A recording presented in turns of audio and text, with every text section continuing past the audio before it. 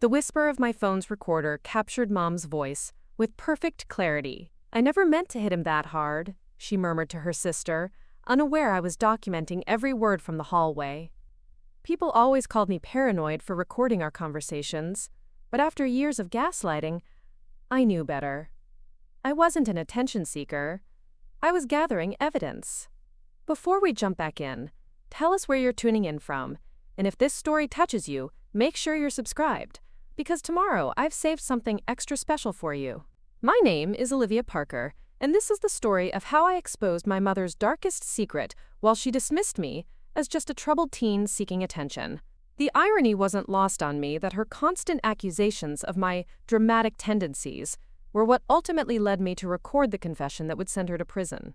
Growing up in Westlake, a small town where everyone knew everyone else's business, had its disadvantages. Our family had a sterling reputation. Dad had been the high school principal before his accident, and Mom ran the town's most successful real estate agency. From the outside, we were the picture-perfect family living in a colonial-style house with manicured lawns and hosting neighborhood barbecues every summer. Nobody saw what happened behind closed doors. Dad disappeared 3 years ago when I was 15. The official story was that he had gone fishing alone at Lake Clearwater and drowned after his boat capsized. His body was never recovered despite extensive searches, and the case was eventually closed as a tragic accident. Mom mourned dramatically, accepting casseroles and sympathy from neighbors with practiced grace. But I noticed things that didn't add up. Dad was an experienced boater who never went fishing alone, and his favorite tackle box remained untouched in the garage. When I first questioned these inconsistencies, Mom's response was swift and cutting. "Stop making everything about you, Olivia," she hissed during the memorial service reception, her fingers digging into my arm while maintaining a pleasant smile for our guests. "Your need for attention is becoming pathological." That became her favorite accusation whenever I asked questions about Dad's disappearance. Attention-seeking behavior. She'd tell her friends within my earshot. "The therapist says it's common for teenagers dealing with grief." Except I never saw a therapist.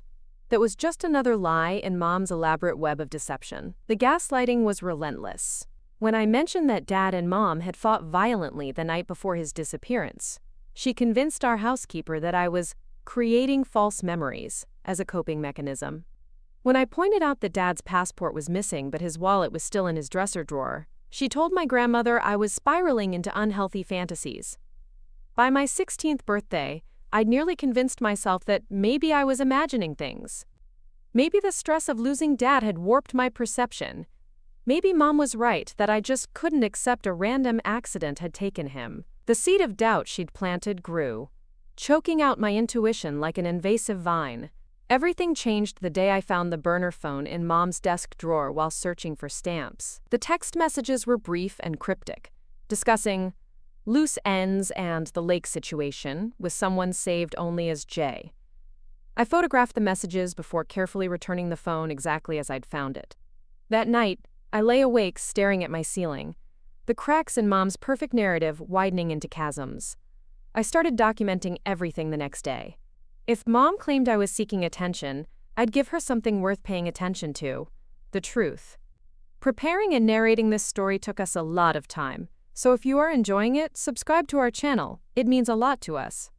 Now back to the story. The first recordings were mundane: Mom's daily routines, her business calls, conversations with neighbors. I hid small voice recorders throughout the house, saved each file meticulously, and kept detailed notes. My bedroom became an investigation headquarters, with timelines taped to the inside of my closet door and evidence logs hidden beneath my mattress. I was careful to maintain my appearance as the grieving, slightly troubled teenager Mom expected me to be. I attended school, picked at my dinner while she talked about property listings, and pretended not to notice when she locked herself in her office for hushed phone conversations. 6 months of surveillance yielded nothing substantial until Aunt Rebecca came to visit. My mother's younger sister had always been the family wildcard, unpredictable, slightly reckless, but with a moral compass that occasionally pointed true north. They had a complicated relationship, alternating between fierce loyalty and bitter rivalry. If anyone knew Mom's secrets, it would be Rebecca. I planted my newest recorder, disguised as a USB charger, in the guest room before Rebecca's arrival. That night, after I'd supposedly gone to bed, they opened a bottle of wine in the kitchen. Through my bedroom door, I could hear their voices rising and falling, growing less guarded with each glass. He was going to leave me for that woman. Mom's voice slurred slightly. Take half of everything I'd built. The business, the house, even you and the kids would have sided with him. Elaine, you never told me it had gotten that serious, Rebecca responded, her tone cautious. Was he really having an affair? Does it matter now? He threatened to expose everything if I didn't agree to his terms. Said he had evidence. Evidence of what exactly? There was a long pause, the kind that hangs heavy with unspoken truths. The Westridge development deal, Mom finally said. He found out about the contaminated soil reports I buried. My breath caught. The Westridge development was Mom's biggest project, a luxury subdivision built on former industrial land. She'd made millions from the sales. Jesus, Elaine, Rebecca whispered. That's criminal. People live there now. Families with children. It would have been fine if he hadn't stuck his righteous nose where it didn't belong, Mom snapped. I had everything under control until he threatened to go to the environmental board. The conversation shifted to mundane topics after that, but I'd captured enough to confirm my suspicions. Dad had discovered something illegal in Mom's business dealings, threatened to expose her, and then conveniently drowned days later. It wasn't definitive proof, but it was a motive. The next morning, I downloaded the recording and added it to my growing collection of evidence. Mom was in rare form at breakfast, criticizing everything from my choice of cereal to my college ambitions. Psychology, Olivia? Really? She scoffed. You can barely manage your own emotional problems, and now you want to help others with theirs? I swallowed the retort that rose to my lips, reminding myself that the longer she underestimated me, the better my chances of uncovering the truth. I just thought it might help me understand why I'm so attention-seeking, I replied, with just enough sullenness to seem authentic. She reached across the table to pat my hand, her expression a masterful blend of concern and exasperation. Self-awareness is the first step, sweetheart. Aunt Rebecca watched this exchange with narrowed eyes, and I caught a flicker of something. Doubt, perhaps? Cross her face before she busied herself with her coffee cup. That afternoon, she found me alone in the garden, ostensibly reading but actually reviewing the previous night's recording through my earbuds. You're very observant, Olivia, she said, settling onto the bench beside me. Always have been, even as a little girl. I removed my earbuds, careful to keep my expression neutral. Mom says I'm observant of all the wrong things. Rebecca's laugh was short and brittle. Your mother has her own perspective on what deserves attention. She paused, studying my face. You know, you remind me so much of your father. He never could leave well enough alone either. The comparison sent a chill down my spine, despite the warm spring sunshine. Was it a warning?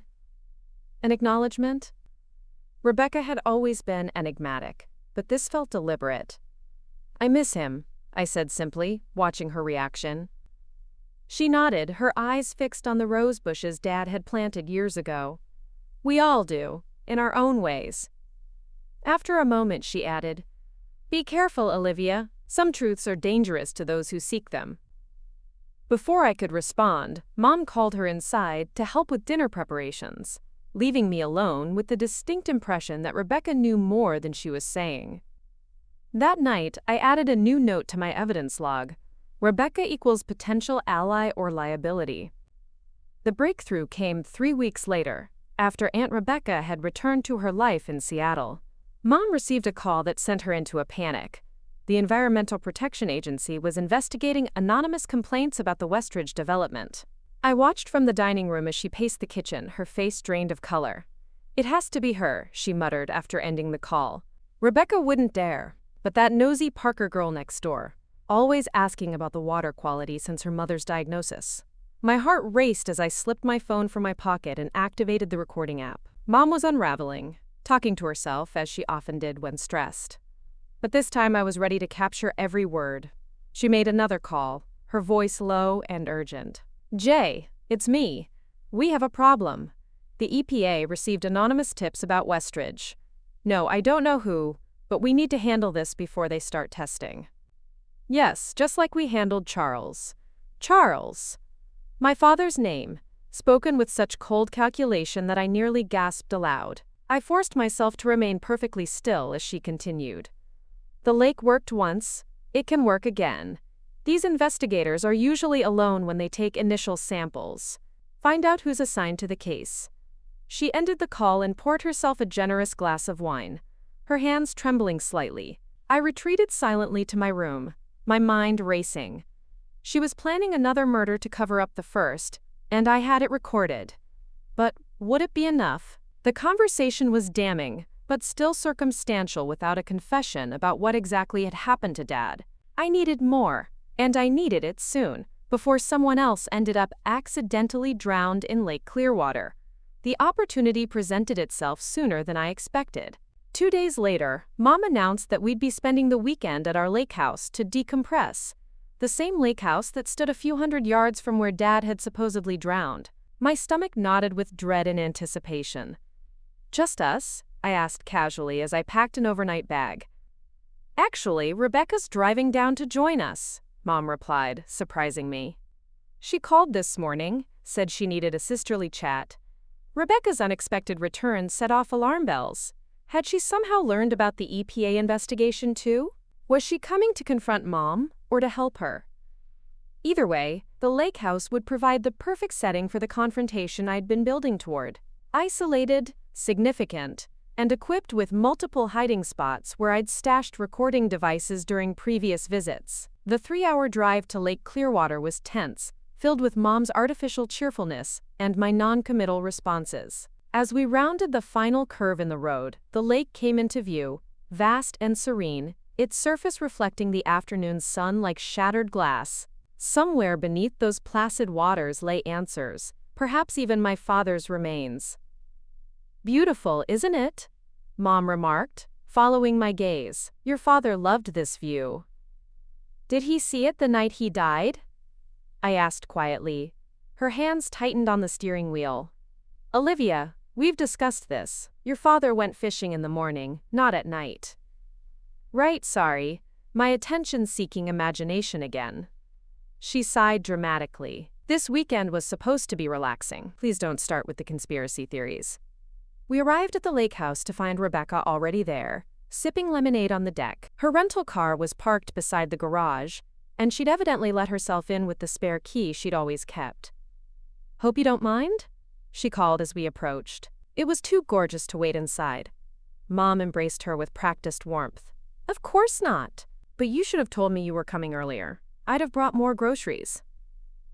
I brought my own, Rebecca replied with a smile that didn't quite reach her eyes. And a few bottles of that Cabernet you love. Dinner that evening was a masterclass in subtext. Every comment seemed to carry double meanings. Every silence weighted with unspoken accusations. I picked up my food, hyper-aware that both women were watching me closely. Mom with her usual critical assessment, Rebecca with something that looked almost like concern. Olivia's been quite the detective lately, Mom remarked casually as she refilled their wine glasses. Always recording things on her phone, taking notes. I found quite the collection of voice memos when I borrowed her device to make a call last week. My blood ran cold.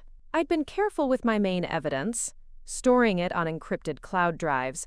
But had she seen the decoy recordings I deliberately left accessible? Had she gone through my room while I was at school? Really? Rebecca raised an eyebrow. Following in your father's investigative footsteps, Liv? Just school projects, I lied smoothly. And some voice notes for my college application essays. Mom's smile was razor thin.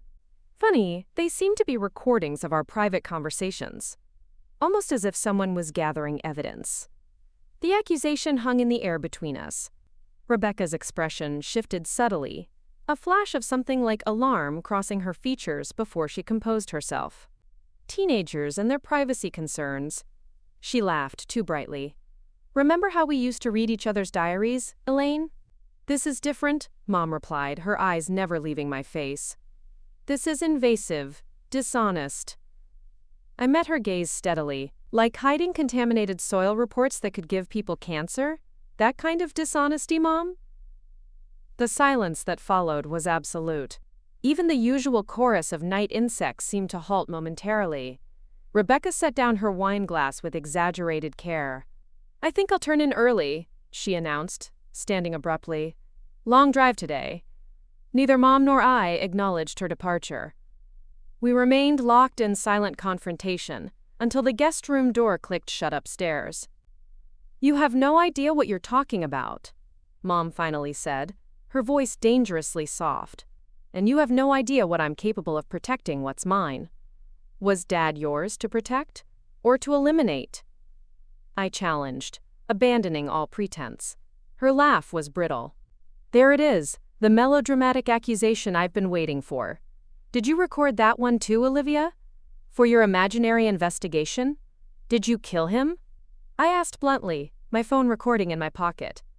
"Go to bed," she snapped, standing so quickly her chair nearly toppled.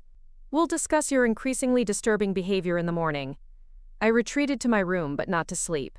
Instead, I activated every recording device I'd hidden throughout the house and waited, my heart pounding so loudly I feared it might be audible through the floorboards. If Mom had found some of my recordings, she might search for others. If she did, she might find the one from the kitchen where she'd mentioned handling my father. Everything hinged on what happened next. An hour passed, then another. The house settled into silence, broken only by the occasional creak of old timber adjusting to the night air. Just as my vigilance began to waver, I heard it. The soft click of Mom's bedroom door opening, followed by the whisper of slippered feet on hardwood. I pressed my ear against my bedroom door, barely breathing as I tracked Mom's movements through the silent house. Her footsteps paused outside Rebecca's room before continuing down the stairs. This wasn't her usual insomnia-driven wandering. There was purpose in her quiet, deliberate steps. Silently, I opened my door just enough to slip through and followed her, staying close to the wall where the floorboards were less likely to creak.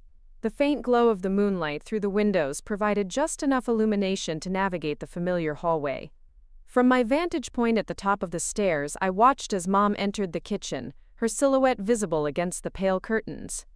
She didn't turn on any lights, instead using the flashlight on her phone to illuminate her path to the cabinet where we kept liquor. But instead of reaching for a bottle, she pressed something on the underside of the shelf and removed what looked like a small box, a hiding place I'd never discovered despite my months of searching. I descended the stairs one careful step at a time, my sock-covered feet silent against the wood. From the shadows of the dining room, I could see Mom clearly now, opening the box and removing several items: a key, a small notebook, and what appeared to be a USB drive. My heart raced. Digital evidence. Had she documented her crimes just as meticulously as I'd documented my suspicions? "I knew you'd be awake," Mom said suddenly, not turning around. "You always did have trouble sleeping in this house." I froze, calculating my options. Running would only confirm her suspicions. Denial seemed pointless. The truth, then, or at least part of it. "I heard you get up," I admitted, stepping into the kitchen. "Couldn't sleep either." She turned, her face half illuminated by the moonlight streaming through the window. "Your father used to say that old houses speak to sensitive souls at night. He never could sleep here either." The casual mention of Dad, spoken with what seemed like genuine nostalgia, threw me off balance. "What's in the box?" I asked, nodding toward the items she'd laid on the counter. "Insurance," she replied, her voice unnervingly calm. "Everyone needs insurance in this world, Olivia, especially women in business." "Is that what Dad was, insurance?" Quote. Her smile was cold and didn't reach her eyes. "Your father was many things, but ultimately he became a liability." She gestured to the kitchen table. "Sit down, Olivia. It's time we had an honest conversation." My pulse raced as I complied, hyper-aware of the phone in my pocket still recording. This was the moment I'd been working toward, but now that it had arrived, fear coursed through me. Mom sat across from me, pushing the notebook aside but keeping her hand near it. "You've been investigating me," she stated matter-of-factly. "Did Rebecca put you up to it? Or was this your own little project?" "I just wanted the truth about Dad," I replied, keeping my voice steady. The story about the boating accident never made sense. Truth is rarely simple, Olivia. Your father discovered something he shouldn't have, threatened the wrong person, and paid the price for his moral superiority. That's the truth. She leaned forward slightly. But I suspect you've already pieced that much together. My mouth went dry. You killed him. I protected what I built, she corrected, as if we were discussing a minor disagreement about household rules. Everything I've done has been to secure our future, yours included. By poisoning an entire neighborhood? By murdering my father? My voice rose despite my efforts to remain calm. Her expression hardened. Don't be so dramatic.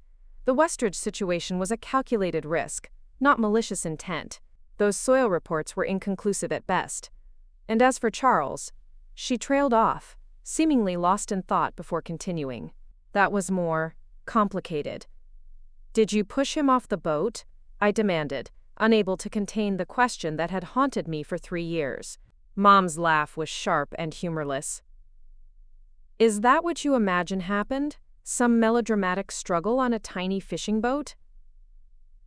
She shook her head. Your father never made it to the lake that day, Olivia. The revelation hit me like a physical blow. The lake search, the missing boat, the official drowning ruling, all fabricated. Where is he? I whispered. Where all problems in this town eventually go, she replied enigmatically. But that's not what you should be concerned about right now. What should I be concerned about then? I asked, fighting to keep my voice from trembling.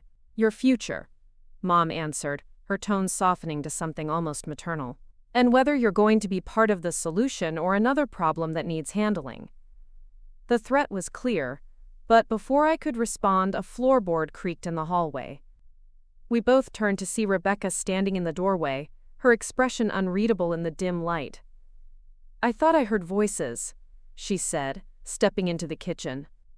Family meeting at midnight? Should I be offended I wasn't invited? Mom's posture changed subtly, tension radiating from her shoulders. Just having a heart-to-heart with my daughter. Girl talk. About Charles? Rebecca asked quietly. About what really happened to him? The atmosphere in the room shifted instantly, charging with dangerous electricity. Mom's fingers tightened around the notebook on the table. You should go back to bed, Becca. Rebecca moved further into the kitchen, positioning herself near the counter where she could see both of us. I've been turning a blind eye for 3 years, Elaine. Telling myself I didn't really know what happened, that maybe I misunderstood that phone call. What phone call? I asked, looking between them. The one your mother made to me at 2 a.m. the night your father disappeared, Rebecca answered, her eyes never leaving Mom's face, when she said, and I quote, "It's done, but there's a mess." Mom stood abruptly, her chair scraping against the floor. That's enough, Rebecca, you're confusing things. Am I? Rebecca challenged. Because Olivia deserves to know why her father never came home. She deserves to know it wasn't an accident. My heart hammered against my ribs as I realized Rebecca might be my unexpected ally, or at least, another witness. Tell me what happened, I urged her. Rebecca took a deep breath. Your father discovered that the land for Westridge had been contaminated by the chemical plant that operated there in the 80s. He found documents proving your mother had buried the environmental reports and falsified new ones to get approval for residential development. He was going to ruin everything, Mom interjected, her voice rising. Years of work, millions in investments, all because of his sanctimonious moral code. So you killed him, I stated, no longer a question. She called me that night, Rebecca continued, asked me to come help with a situation. When I arrived, Charles was already. She swallowed hard. He was on the basement floor. She said they'd argued, that he'd threatened to go public with the contamination evidence, and she'd pushed him. He fell, hit his head on the corner of the work table. It was self-defense? Mom insisted, her composure cracking. He was going to destroy everything. A fall doesn't explain the bruising around his neck, Elaine, Rebecca said quietly. I helped you clean up that night because I believed it was an accident.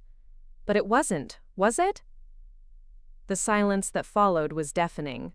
I struggled to process this new information, the confirmation of my worst suspicions delivered so matter-of-factly across our kitchen table. "Where is he?" I asked again, my voice barely above a whisper. "The foundation of Unit 7 in Westridge Estates," Mom replied coldly. "Poetic, don't you think?" Buried in the very development he tried to prevent. Horror washed over me in a sickening wave. All those times Mom had driven me past that neighborhood, pointing out the quality craftsmanship of the homes. My father had been entombed beneath one of them. "You're a monster," I breathed. "I'm a survivor," she corrected. "And now we need to decide if you're going to be part of this family's survival or its destruction." Rebecca moved closer to me, a protective gesture that didn't go unnoticed by Mom. "This ends tonight, Elaine.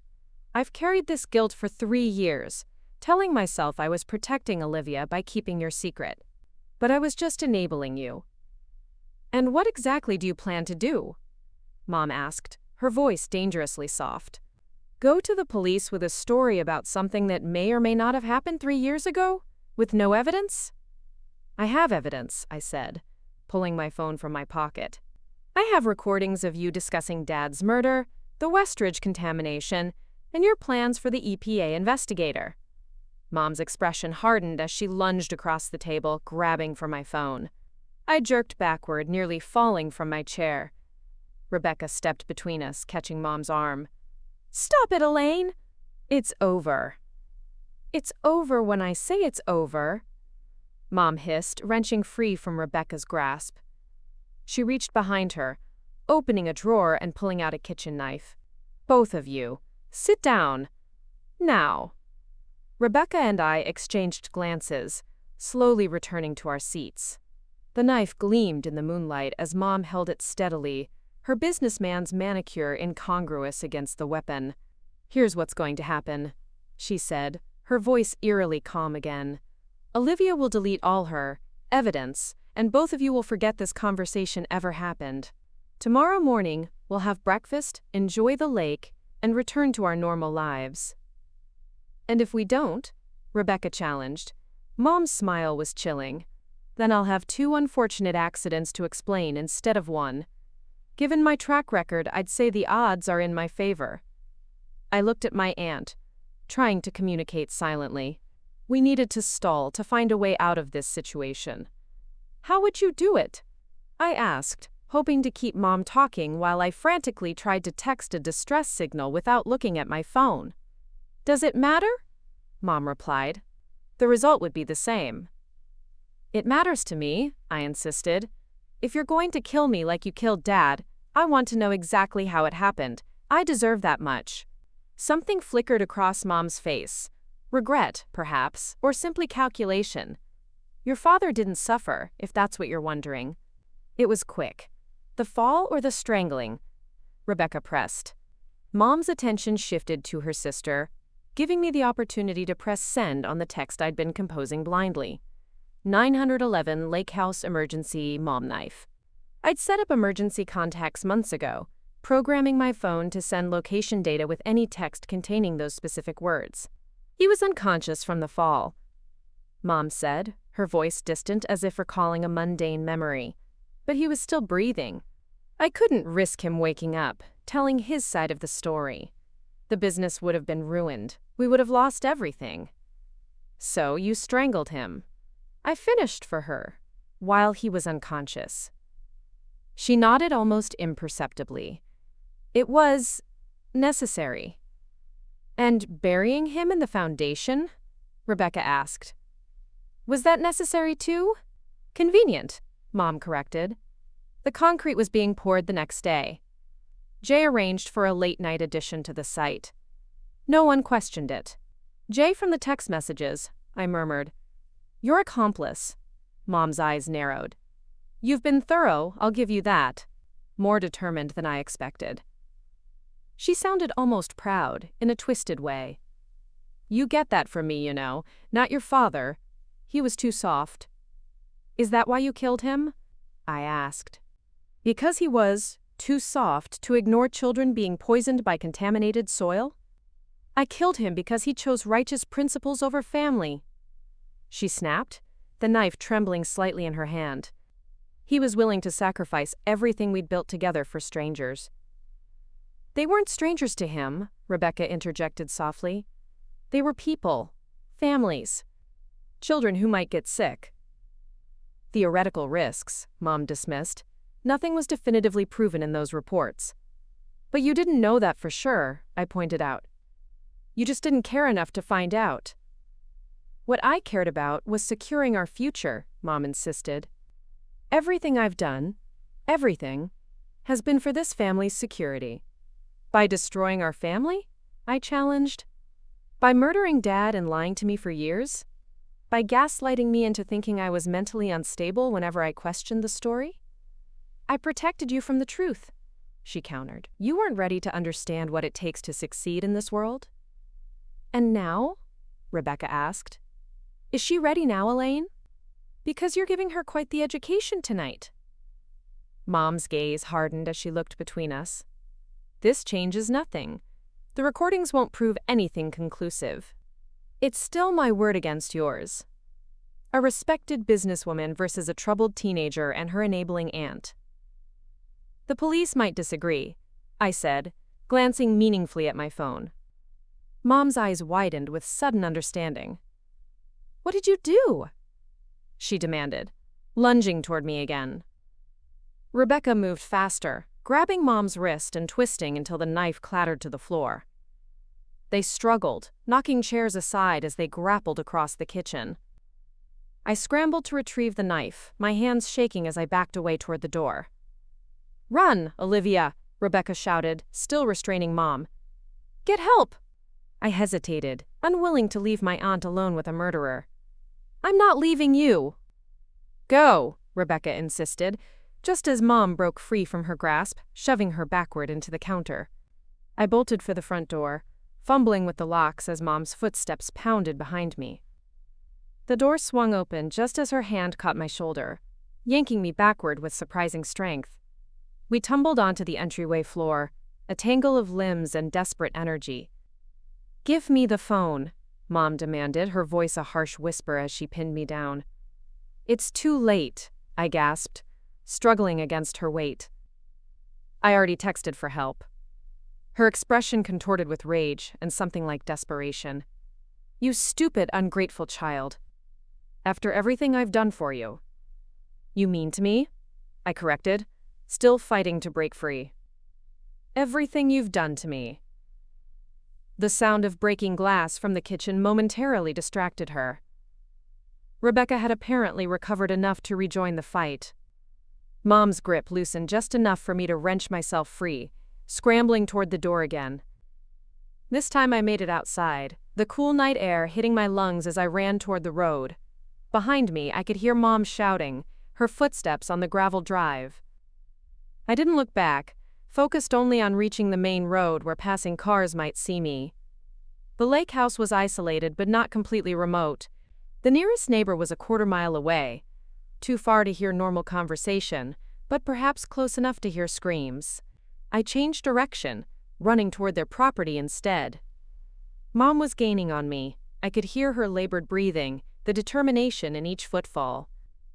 Just as her fingers grazed my back, headlights appeared on the road ahead, illuminating the trees with harsh white light.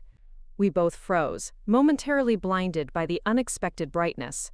Red and blue lights began flashing, painting the night in alternating colors. Police. My text had worked. Olivia, Mom called, her voice suddenly maternal and concerned. Sweetheart, wait. I ignored her, running toward the approaching vehicles. 2 police cruisers came to a stop at the end of our driveway. Officers emerging with flashlights and hands near their holstered weapons. Help! I shouted, waving my arms. She killed my father! She has my aunt trapped inside. Olivia is having an episode. Mom called from behind me, her voice steady and reasonable.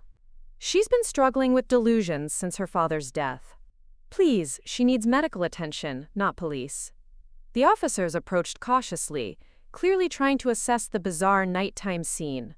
A teenage girl in pajamas, a well-dressed woman in a silk robe, both barefoot on a gravel driveway at midnight. I have evidence, I insisted, holding up my phone. Recordings of her confession. She killed my father 3 years ago and buried him in the foundation of a house in Westridge Estates. Officers, my daughter is unwell, Mom interjected, moving closer with palms displayed to show she was unarmed. She's been creating elaborate fantasies about her father's accidental death. One officer, a woman with short gray hair and watchful eyes, stepped between us. Why don't we all take a breath and explain what's happening here? My sister needs help inside, I said urgently. Please, my mother had a knife. She threatened to kill us both. The female officer nodded to her partner, who proceeded toward the house with his hand on his weapon. Ma'am, she addressed my mother, is there anyone else on the property? My sister Rebecca is inside, probably wondering what all this commotion is about, Mom replied smoothly. There's been no threat, no knife. My daughter is experiencing a psychotic break.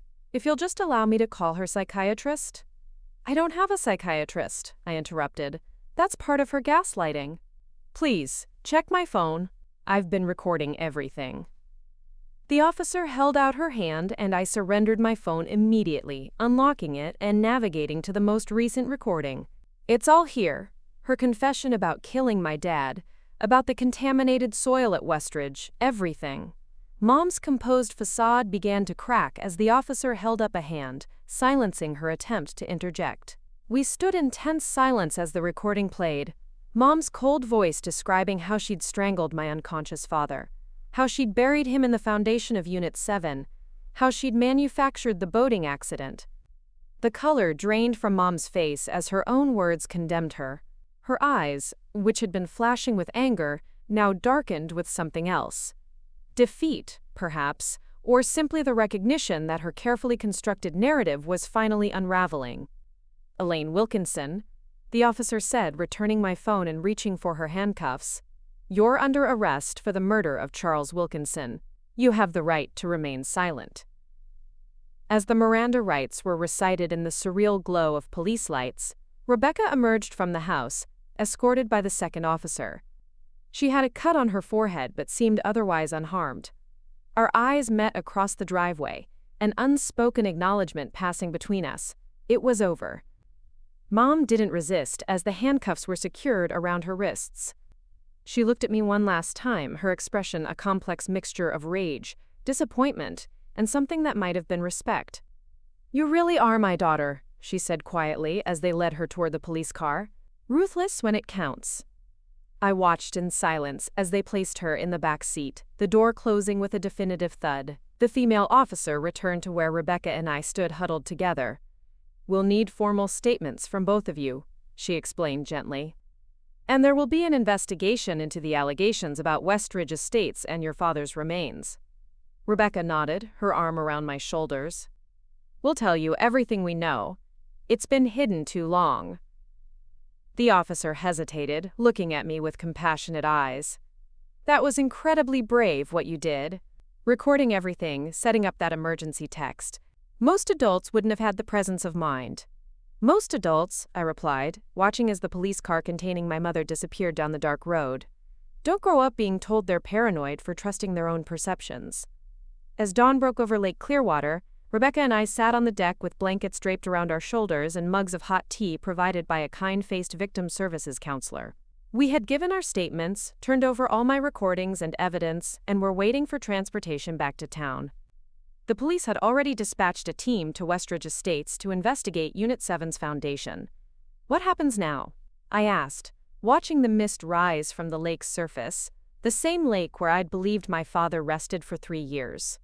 Rebecca sighed, her exhaustion evident in the slump of her shoulders. A lot of legal proceedings, trials, testimonies. It won't be easy.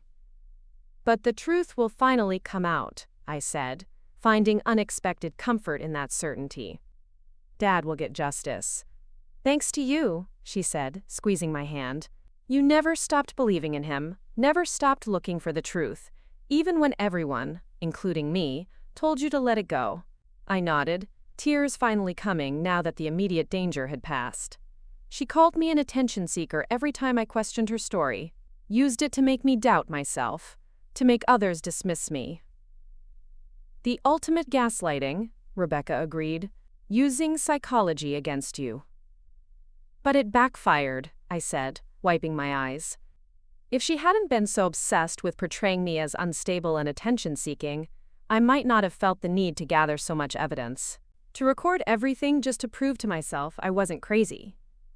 The irony wasn't lost on either of us. Mom's attempts to control the narrative had created the very conditions that led to her downfall. Her dismissal of my concerns as attention-seeking behavior had ultimately focused my attention exactly where she didn't want it. As the sun rose higher, painting the lake in shades of gold and amber, I felt a weight lifting. Not just the immediate fear of the night's confrontation, but the years of doubt and confusion that had shadowed me since Dad's disappearance. She was wrong about one thing, Rebecca said softly, following my gaze across the water. You're not like her at all. You're like your father, persistent in the pursuit of truth, unwilling to look away from injustice, even when it would be easier. I considered this, remembering the father I'd known, his patient explanations, his insistence on doing what was right rather than what was expedient. I hope so, I whispered. I really hope so. The counselor approached with news that our ride was ready. As we gathered our few belongings and prepared to leave the lake house, perhaps for the last time, I paused in the doorway, looking back at the kitchen where truth had finally triumphed over lies. My phone vibrated with a message from the detective handling our case. Ground-penetrating radar shows anomaly under Unit 7 Foundation. Excavation team en route. After 3 years of being dismissed as a troubled teen seeking attention, I had finally found the audience that mattered, one that would bring my father home and hold my mother accountable for her crimes. The attention seeker had become the truth revealer, turning my mother's weapons against her and recording her path to justice, one confession at a time. The excavation of Unit 7 began 3 days after my mother's arrest. I stood behind the police tape with Rebecca, watching as heavy machinery carefully removed layers of concrete and soil from what had been someone's pristine backyard. The family who had purchased the home, a young couple with twin toddlers, had been temporarily relocated, their faces shell-shocked as they learned their dream home might contain a nightmare. "Are you sure you want to be here for this?" Rebecca asked, her arm protectively around my shoulders. The dark circles under her eyes matched my own. Neither of us had slept much since that night at the lake house. "I need to see it," I replied, my voice steadier than I felt. "I need to know for certain." News crews had gathered at the perimeter of the property, their cameras trained on the excavation site, while reporters delivered updates in hushed, dramatic tones. My mother's arrest had become national news overnight, the respected real estate mogul accused of murdering her husband and concealing his body in one of her own development properties. The contaminated soil allegations had sparked an EPA investigation, with preliminary testing already confirming dangerous levels of industrial chemicals throughout the Westridge neighborhood. Detective Mercer, the gray-haired officer who had responded to my emergency text, approached us with 2 cups of coffee. "This could take a while," she said, handing us the steaming cups. "The forensic team wants to proceed carefully to preserve any evidence." I nodded, grateful for both the caffeine and her straightforward manner. In the days since my mother's arrest, Detective Mercer had become something of an anchor for me, treating me with respect rather than the pitying condescension I'd received from other adults who viewed me as a traumatized victim. "What happens when they find him?" I asked, voicing the question that had haunted me since that night. "If remains are recovered," she replied carefully, "there will be a forensic examination to confirm identity and determine cause of death. That evidence will be crucial for the prosecution." "And if they don't find anything?" Rebecca asked, giving voice to the fear that had kept me awake at night. "If Elaine was lying about where she buried him?" Detective Mercer's expression remained professional but compassionate. "Your statements and Olivia's recordings are compelling evidence regardless. But based on the ground-penetrating radar results, there's definitely something anomalous in that foundation." A commotion near the excavation site drew our attention. The mechanical excavator had stopped, and several people in white forensic suits were now gathered around the pit, their postures tense with attention. One of them waved toward the police captain, who immediately headed toward the site. "They've found something," I whispered, my heart pounding. Detective Mercer squeezed my shoulder gently. "Wait here, she instructed, before crossing the police line to join her colleagues. Rebecca and I stood in agonizing silence, watching the activity unfold across the torn-up yard. More forensic technicians descended into the excavation, while others retrieved additional equipment from their vehicles. Time seemed to stretch endlessly as we waited for news. Finally, after what felt like hours, Detective Mercer returned, her expression solemn. "We've recovered human remains," she confirmed quietly, "wrapped in what appears to be construction plastic and buried beneath the concrete foundation, just as you described." Despite having spent 3 years searching for this truth, hearing it confirmed sent a wave of dizziness through me. Rebecca's arm tightened around me as I swayed slightly. "We won't know for certain it's your father until forensic identification is complete," Detective Mercer continued, "but given the circumstances and timeline, it's him," I said with certainty. "She wouldn't have risked burying anyone else there." The detective nodded. "The medical examiner will be processing the remains for the next several days. I should warn you, after 3 years in those conditions, identification will likely require dental records or DNA comparison." The clinical description of what had become of my father hit me harder than I expected. For 3 years I'd imagined him lying peacefully at the bottom of the lake, perhaps preserved by the cold water. The reality, decomposing beneath concrete and soil, wrapped in plastic like discarded waste, was almost too much to bear. "I want to see him," I said, surprising myself with the steadiness of my voice. Detective Mercer shook her head gently. "That's not possible right now, Olivia. And frankly, it wouldn't be advisable even later. The best way to honor your father now is to help us build the strongest case possible against your mother." Deep down, I knew she was right. The father I remembered, with his kind eyes and patient smile, wasn't there in that pit. What they had found was evidence, not the man I'd lost. "What happens next?" I asked instead. "The investigation continues," she replied. "We'll be interviewing everyone connected to Westridge Development, trying to identify Jay, your mother's accomplice, and building the prosecution's case. Meanwhile, you should focus on taking care of yourself." That seemed impossible under the circumstances, but I nodded anyway. As we turned to leave, I glanced back at the excavation site one last time. "Goodbye, Dad," I whispered, too softly for anyone to hear. The next weeks passed in a blur of legal proceedings, media speculation, and gradual adjustments to my new reality. I moved in permanently with Rebecca, who had taken family leave from her job in Seattle to remain in Westlake while the case unfolded. My sister Vanessa, who had been away at college when everything happened, returned home briefly before retreating back to campus, unable to process what our mother had done. The preliminary hearing was scheduled for a Tuesday morning in late October, exactly 1 month after my mother's arrest. The courthouse steps were crowded with reporters and curious townspeople when Rebecca and I arrived, escorted by Detective Mercer through a side entrance to avoid the media frenzy. "You don't have to testify today," Rebecca reminded me as we waited in a small conference room. "The prosecution just needs to present enough evidence for the judge to decide if there's probable cause to proceed to trial." "I know," I replied, smoothing the sleeves of the blazer I'd borrowed from Rebecca's closet. "But I want to. I need everyone to hear the truth. Not just snippets from those recordings, but what it was like living with her lies all these years." My aunt studied me with a mixture of pride and concern. "You've shown more courage through all of this than most adults I know. Charles would be so proud of you."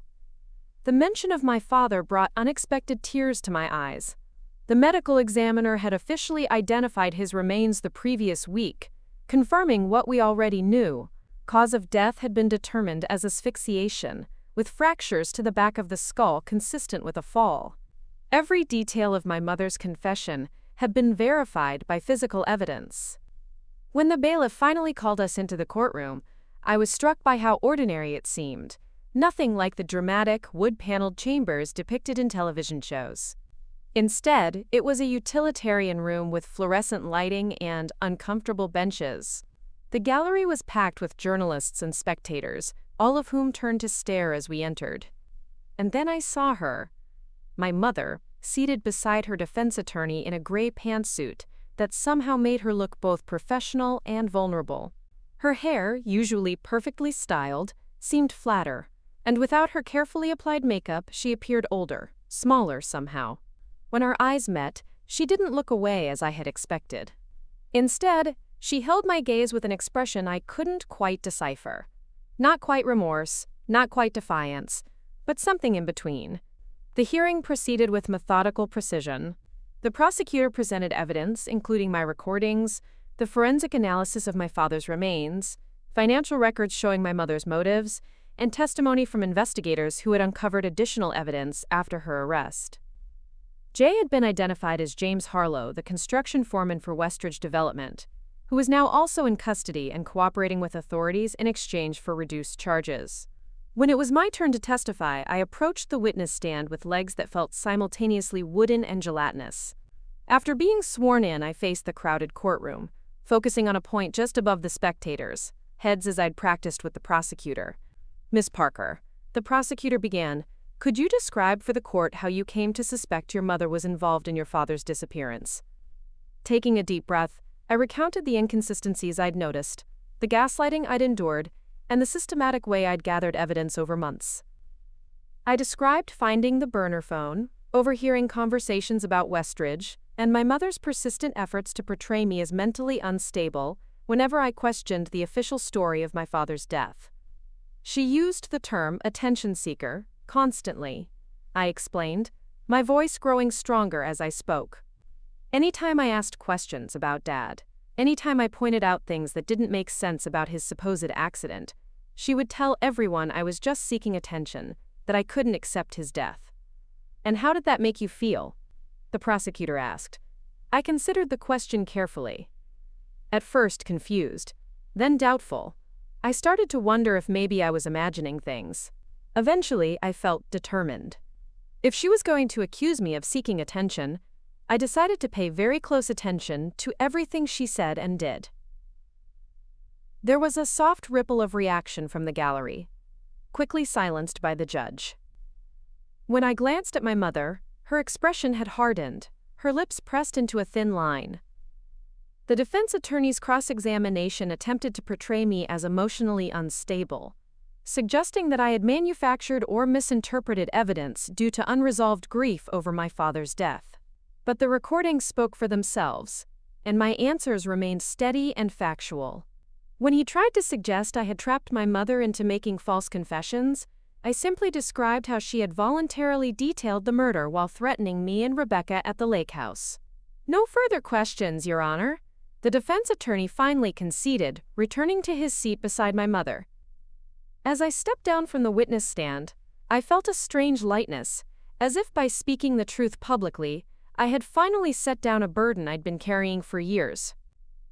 The judge ruled there was more than sufficient evidence to proceed to trial, setting a court date for January and denying bail due to the severity of the charges and risk of flight. Before being led away, my mother turned to look at me one last time. For a brief moment, the mask of indignation slipped, and I caught a glimpse of something that might have been regret in her eyes. Then she was gone, escorted from the courtroom by deputies, leaving behind only the lingering scent of her signature perfume. Outside the courthouse, Rebecca shielded me from the worst of the media barrage as we made our way to her car. "You did brilliantly in there," she said once we were safely inside. "How are you feeling?" I leaned back against the headrest, suddenly exhausted. Like I've been holding my breath for 3 years and finally exhaled. She nodded, understanding. "Where to now? Home? Or do you need some time?" I considered the question. Actually, there's somewhere I'd like to go first. 20 minutes later, we pulled up outside Westlake Cemetery, where a small memorial service for my father had been held after his drowning.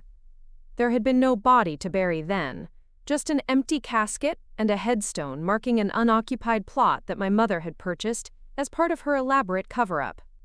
Now, walking between the rows of granite markers, I found his headstone exactly as I remembered it.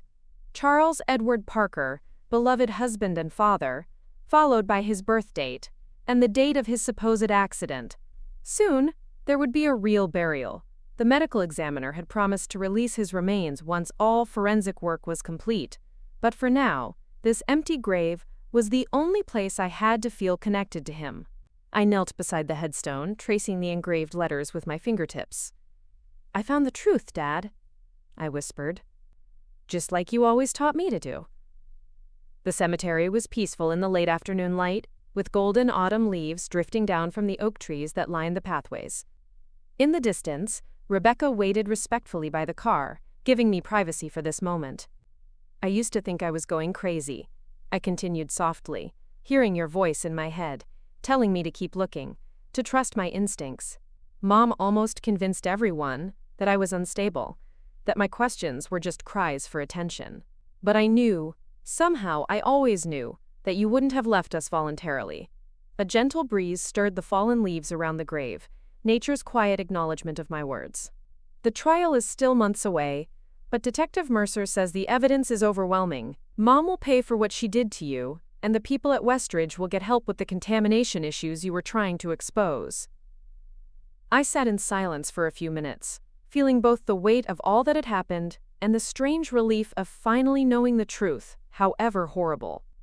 As I stood to leave, I placed a small river stone on top of the headstone, a tradition my father had taught me on our hikes together, a way of saying, "I was here, I remember." "Goodbye for now," I said, stepping back. "I'll come back when it's time to bring you home properly." In the months that followed, I gradually rebuilt a life from the fragments of my old one. Rebecca and I found a small apartment in town, deciding it was important for me to finish my senior year at Westlake High rather than relocating to Seattle. My former classmates oscillated between morbid fascination and genuine concern, but a small circle of friends, led by my loyal best friend Zoe, formed a protective barrier around me, shielding me from the worst of the whispers and stares. The community's response to the revelations about Westridge development was initially one of shock, then outrage. Environmental testing confirmed dangerous levels of industrial chemicals throughout the neighborhood, and a class action lawsuit was filed against my mother's company. Many residents, including the young family who had unknowingly purchased the house where my father was buried, faced the devastating prospect of abandoning homes that were now known to be toxic. I couldn't undo the damage my mother had caused, but I could help ensure the truth was fully exposed. Working with environmental activists and residents, rights groups, I shared everything I knew about the contamination cover-up. The local newspaper published a feature article detailing how my father had discovered the falsified environmental reports and paid with his life for trying to protect families from an invisible danger. As Christmas approached, Detective Mercer called with unexpected news. My mother wanted to meet with me. "It's completely your decision," the detective emphasized. "You're under no obligation to see her." I considered the request for several days, discussing it with both Rebecca and my therapist, Dr. Levine, whom I'd been seeing weekly since the arrest. "What do you think she wants?" I asked during our session. Dr. Levine's response was characteristically measured. "She may want to explain herself, to ask forgiveness, or simply to see you one more time before the trial. The question is, what would you want from such a meeting?" It was a profound question that required deep reflection. What did I want? Closure? An apology? Some explanation that could possibly make sense of her actions? After much consideration, I realized what I needed most was to face her on my terms, not as the frightened, gaslighted daughter she had manipulated for years, but as the person who had uncovered her crimes and brought her to justice. The meeting was arranged for the week before Christmas in a small conference room at the county jail. Rebecca accompanied me but waited outside while a corrections officer escorted me into the stark, fluorescent-lit space. My mother was already seated at the table, wearing an orange jumpsuit that seemed jarringly incongruous with the elegant, authoritative woman I'd known all my life. "Olivia?" she said as I entered, her voice softer than I remembered. "Thank you for coming." I sat across from her, maintaining a careful emotional distance despite our physical proximity. "Detective Mercer said you wanted to see me." She nodded, studying my face as if memorizing its features. "You look different. Stronger." "I am stronger," I replied simply. "The truth has a way of doing that." A sad smile flickered across her face. "Yes, I suppose it does." She folded her hands on the table, her manicure now grown out, the polish chipped. I wanted to see you before the trial, to tell you that I've instructed my attorneys to change my plea to guilty. This wasn't what I had expected. Why? Several reasons, she replied. The evidence is overwhelming, of course, but mainly, I don't want to put you through a trial. You've been through enough because of me. I studied her carefully, looking for signs of manipulation or ulterior motives. Is this another game? Another way to control the narrative? She shook her head slowly. No games, Olivia. Just the acknowledgement that you won, fairly and completely. You outsmarted me, outmaneuvered me, and brought everything I built crashing down. I underestimated you, and it cost me everything. There was a note of respect in her voice that I had rarely heard directed at me. It wasn't about winning, I said firmly. It was about justice for Dad and for all the families at Westridge. Your father would be proud of you, she said unexpectedly. He always said you had his moral compass in my determination. He was right. The mention of my father from her lips sent a jolt of anger through me. You don't get to talk about him, not after what you did. She accepted this rebuke with a small nod. Fair enough. After a moment's silence, she continued, There's something else you should know. My attorneys have negotiated a settlement for the Westridge residents as part of my plea deal. The insurance policies on the development will provide funds for medical monitoring and relocation assistance. That won't undo the damage, I pointed out. No, she agreed. But it's something. A beginning. We sat in silence for several moments, the weight of 3 years of lies and 1 month of terrible truths hanging between us. Finally, I asked the question that had haunted me since that night at the lake house. Did you ever love him? Or me? Her expression softened, vulnerability showing through the composed facade. I loved your father once, very much. When that love turned to resentment, and then to something worse, I should have simply left. That's my greatest regret. She paused, visibly struggling with emotion. And you, Olivia. I have always loved you, even when I didn't understand you, even when I was hurting you. It's no excuse for what I did, but it's the truth. I didn't know what to do with this confession, whether to accept it, reject it, or simply acknowledge it. In the end, I just nodded, neither forgiving nor condemning. What will happen to you? I asked, changing the subject. With the plea deal, 20 to 25 years, she replied matter-of-factly. I'll be an old woman when I get out, if I live that long. The reality of her fate, a fate she had earned through her actions, settled over us both. Despite everything, there was a small, quiet part of me that felt sadness for the waste of it all. A family destroyed, lives derailed, potential squandered. I should go, I said, standing. I had said what I needed to say, heard what I needed to hear. Olivia? She called as I reached the door. I turned back, waiting. You were never an attention seeker. You were a truth seeker. I'm sorry I tried to make you doubt yourself. It wasn't forgiveness I felt as I walked away, but something adjacent to it, perhaps understanding, or simply the peace that comes with knowing that a long, painful chapter was finally closing. The actual burial of my father's remains took place on a crisp January morning, exactly 3 years and 3 months after his murder. It was a small private ceremony attended by Rebecca, Vanessa, a few close family friends, and me. The media had finally moved on to newer scandals, allowing us this moment of quiet dignity.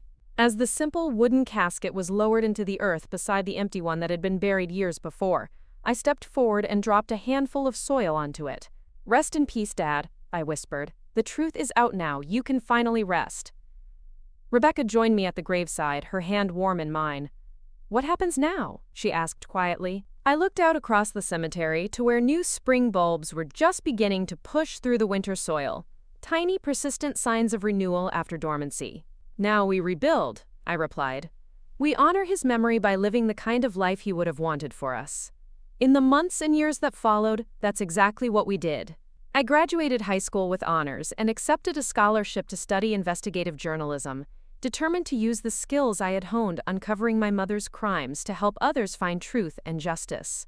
The Westridge residents received their settlement, allowing most to relocate to safer homes, while environmental remediation began on the contaminated land. My mother served her sentence without appeal or complaint, occasionally sending letters that I sometimes read and sometimes returned unopened. Vanessa eventually found her way back from the shock and confusion, finishing college and establishing her own life separate from our family's dark history. Rebecca remained my rock, my family, my safe harbor in the storms that occasionally still rose when memories or nightmares returned. And me? I learned to trust my perceptions again, to believe in my own voice, to recognize the difference between seeking attention and demanding truth. The recordings that had once been my secret weapons became the foundation for my first investigative podcast series, Gaslighted, Stories of Truth Denied, giving voice to others who had been made to doubt their own reality. On the 5th anniversary of my father's reburial, I visited his grave alone, placing fresh flowers beside the now-weathered headstone. "You once told me that truth is like water," I said, remembering one of our last conversations. "It always finds a way through, no matter how many barriers try to contain it." "You were right, Dad. Truth is persistent, relentless even. It waits patiently, gathering strength until it can no longer be denied." For 3 years, I was called an attention seeker for asking questions, for noticing inconsistencies, for refusing to accept convenient lies. But in the end, it wasn't attention I sought. It was justice. And in finding it, I not only honored your memory but discovered who I truly am. Not a victim, not a pawn, but a force for truth, in a world too often satisfied with comfortable deceptions. Standing there in the gentle spring sunshine, I felt a profound sense of peace. Not because the past had been erased, or because all wounds had healed, but because I had transformed my pain into purpose, my suspicions into certainty, my recordings into redemption. The path forward wouldn't always be easy, but it would be honest, and after everything, that's what mattered most. Up next, you've got 2 more standout stories right on your screen. If this one hit the mark, you won't want to pass these up. Just click and check them out. And don't forget to subscribe and turn on the notification bell so you don't miss any upload from us.